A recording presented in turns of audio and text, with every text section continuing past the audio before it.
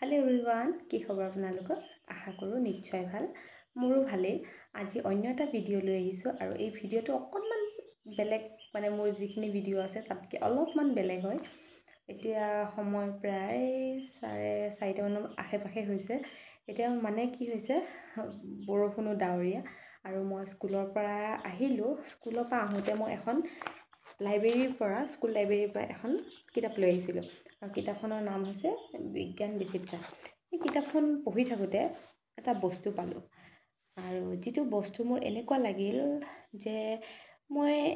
এটো কৈ দিও যেন লাগিলে কাৰণ মোৰ জানি খুব ভাল লাগিল গতিকে এনেকুৱা লাগিল যে মইও জানো আৰু মই আপোনালোককো অলপ জনাও আৰু যদিও এইখিনি কিবা ভুল ভ্ৰান্তি হয় তেনেহলে মাফ কৰিব আৰু যদি মোৰ ভিডিও বিলাক ভাল পায় তেনেহলে like comment share and subscribe কৰক বলকচোন এতিয়া এই পিকচাৰটো চাও এই পিকচাৰটোৰ পৰা আমি গম পাম যে আজিৰ ভিডিওটো কিহৰ ওপৰত হ'বলৈ গৈ আছে ঠিক আছে আহক তেন্তে দেখিছে নহয় এই ছবিখন কিহৰ ছবি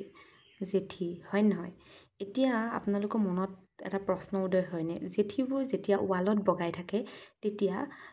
জেঠিবোৰ পৰি নাযায়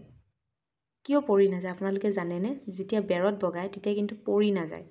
গতিকে মইও আজি পঢ়ি পালো গতিকে আপোনালোককো জনাও কাৰণ